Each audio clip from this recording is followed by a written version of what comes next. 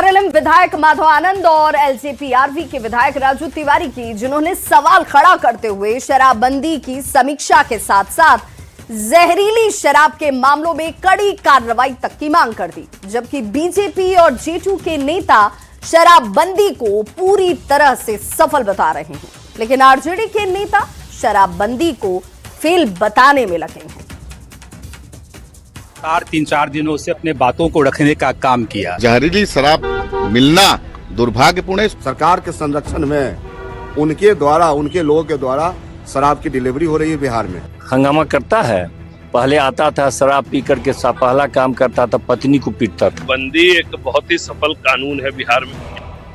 बिहार में शराबबंदी को लेकर सियासी संग्राम छिड़ी हुई है। अब तक एनडीए में रहते हुए हिंदुस्तानी अवाम मोर्चा के राष्ट्रीय अध्यक्ष जीतन राम मांझी ही शराबबंदी पर सवाल उठाते रहे, लेकिन अब राष्ट्रीय लोक मोर्चा और चिराग पासवान की पार्टी एलजेपीआरवी के नेता भी समय समय पर समीक्षा की मांग के साथ ही सवाल भी खड़े करने लगे हैं। शराबबंदी पे जितनी बातें मुझे कहनी थी, सदन के माध्यम से, मीडिया साथियों के माध्यम से लगातार 3-4 दिनों से अपने बातों को रखने का काम किया। आरएलएम विधायक माधव आनंद के बाद एलजेपीआरवी के विधायक राजू तिवारी ने भी शराबबंदी की समीक्षा और जहरीली शराब से जुड़े मामलों में कड़ी कार्रवाई की मांग की है।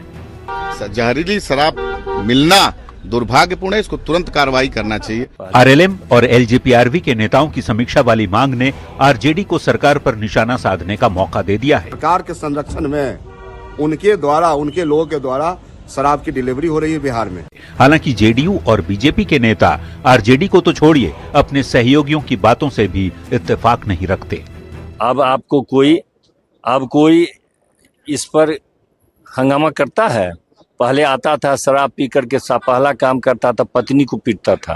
बीजेपी विधायक रत्नेश कुशवाहा और जेडीयू विधायक विनय चौधरी ने शराबबंदी को पूरी तरह सफल बताया। शराबबंदी एक बहुत ही सफल कानून है बिहार में, एक मॉडल है। और बिहार में साल 2016 से पूर्ण शराबबंदी लागू हुई और तब से लेकर 31 दिसंबर 2025 तक 10 लाख केस दर्ज हो चुके हैं। अब तक 4.5 करोड़ लीटर शराब जब्त की गई। अब तक 16 लाख लोगों को अरेस्ट भी किया गया और अब तक 1,60,000 वाहनों को जब्त किया गया। जब इतने केस दर्ज हुए, इतने लोगों की गिरफ्तारियां हुई और इतनी शराब जब्त हुई, तो सवाल है कि शराबबंदी की समीक्षा पर क्यों ना हो चर्चा। न्यूज़ 18 के लिए पटना से अमित कुमार, शैलेंद्र कुमार और विनीता मिश्रा के साथ ब्यूरो रिपोर्ट।